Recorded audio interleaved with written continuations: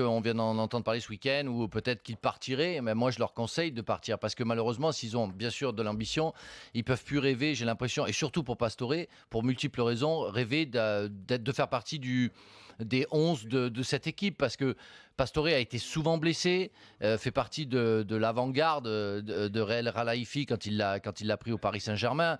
Et c'est un joueur extraordinaire, je trouve que c'est un joueur fantastique, mais avec ses blessures, Emery peut plus penser à lui. Et donc, je pense qu'il y aura à un moment donné, et il y a déjà à un moment donné une question à se poser. Si moi j'ai envie de jouer encore au football, est-ce que je dois rester au Paris Saint-Germain?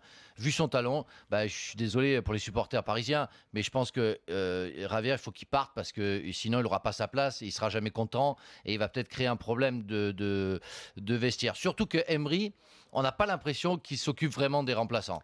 Moi, le plus gros exemple, c'est Meunier qui marque 2 buts contre Dijon. Paris Saint-Germain joue en Champions League contre Anderlecht, qui le fait pas jouer. Au niveau mental, psychologique, c'est très compliqué. Et je pense que Pastore, il est déjà parti. S'il ose en parler, c'est qu'il est déjà parti.